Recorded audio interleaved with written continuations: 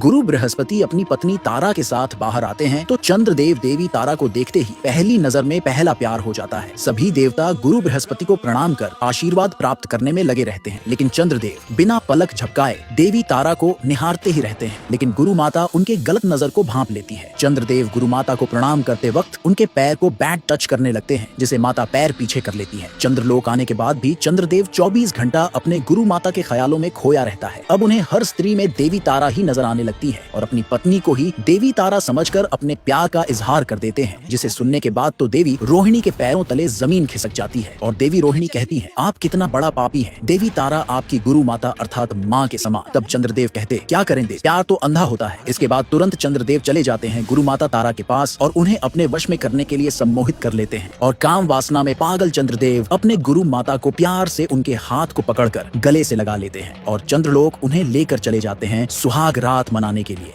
जब चंद्रदेव अपनी गुरु माता को सम्मोहित कर उनके साथ सुहाग रात मनाने लगते हैं तो चंद्रदेव की पत्नी रोते हुए शनिदेव के पास पहुंचकर सारी बात बताती हैं और उन्हें रोकने के लिए कहती हैं। जिसके बाद शनिदेव गुरु बृहस्पति से कहते हैं कि देवी तारा चंद्रलोक में एक संकट में है, आप जल्दी उनकी रक्षा कीजिए। लेकिन जब तक गुरु बृहस्पति पहुंचते हैं चंद्रदेव अपना काम पूरा कर चुके होते हैं। जब गुरु बृहस्पति देवी तारा को अपने साथ चलने के लिए कहते हैं तो देवी तारा कहती है, आप बुजुर्ग हो गए हैं, इसलिए मेरी इच्छा चंद्रदेव ने पूरी की है, इसलिए हम उन्हें छोड़कर नहीं जा सकते। और गुरु बृहस्पति के सामने ही रोमांस करने लग जाती है। गुरु बृहस्पति हाथ पकड़कर उन्हें ले जाने की कोशिश करते हैं तो करंट लग जाता है और वे पीछे हट जाते हैं। जब गुरु बृहस्पति क्रोधित होकर अपनी लाठी से चंद्रदेव को मारने लगते हैं तो चंद्रदेव गुरु बृहस्पति को भी तुरंत सम्मोहित कर लेते हैं और कहते हैं, आपका देवी तारा से कोई संबंध नहीं है। और गुरुदेव भी वही बात दोहराते हैं, हमारा तारा से कोई संबंध नहीं है। ऐसा रटते हुए चंद्रलोक से चले जाते हैं। यह देखकर शनिदेव क्रोधित होकर चंद्रलोक पहुंचते हैं और चंद्रदेव से सम्मोहन शक्ति छीन लेते हैं और देवी तारा को सम्मोहन से मुक्त कर देते हैं। मुक्त होने के बाद देवी तारा कहती है, मैं अपवित्र हो चुकी हूँ, और वह अपने प्राण त्यागने के लिए जाने लगती है। जब चंद्रदेव छल से अपनी गुरु माता देवी तारा से सुहागरात मना लेते हैं तो वह अपवित्र होने के कारण अपना प्राण त्यागने जा रही होती है। तभी शनिदेव मार्ग में आ जाते हैं और कहते हैं, इसमें आपका कोई दोष नहीं है, आपके साथ छल हुआ है, दंड के भागी चंद्रदेव हैं। इसके बाद देवी तारा अपने पति बृहस्पति से माफी मांगने जाती हैं तो वे चक्कर खाकर नीचे गिर जाते हैं। जब बृहस्पति हाथ का नाड़ी नाड़ी नब्ज पकड़कर देखते हैं तो पता चलता है कि तारा के पेट में तो चंद्रदेव का पुत्र पल रहा है। तभी निर्लज्ज चंद्रदेव भी वहाँ प्रकट होते हैं और यह सब देखकर मंद मंद मुस्काने लगते हैं, जिसे देखकर शनिदेव क्रोधित होकर कहते हैं, आपको अपनी सुंदरता पर बहुत घमंड है ना, और अपनी कुदृष्टि चंद्रदेव पर डाल देते हैं, जिससे चंद्रदेव काले और बदसूरत हो जाते हैं। ब्रह्मदंड देने के लिए शनिदेव ब्रह्मा जी से ब्रह्मदंड मांगते हैं और उस ब्रह्मदंड से शनिदेव चंद्रदेव को पीटने लगते हैं। चंद्रदेव अपनी रक्षा के लिए चारों लोक घूमने लगते हैं, लेकिन कोई उनकी रक्षा नहीं करता। लगातार 1 साल तक शनिदेव उन्हें पीटते ही रहते हैं। आखिरी में वे महादेव के पास जाते हैं। तब शनिदेव उन्हें श्राप देते हैं, तुम 6 रोग से ग्रसित होंगे। आज के बाद सदैव महीने के 15 दिन शुक्ल पक्ष में तुम्हारा स्वरूप बढ़ेगा और 15 दिन कृष्ण पक्ष में पल पल तुम्हारा स्वरूप घटेगा। तुम केवल 1 दिन के लिए पूर्ण स्वरूप धारण कर सकोगे। आज के बाद अपनी पत्नी को छोड़कर संसार की सभी स्त्रियों के साथ तुम्हारा बहन का रिश्ता होगा, जिनके पुत्र तुम्हें चंदा मामा कहकर पुकारेंगे।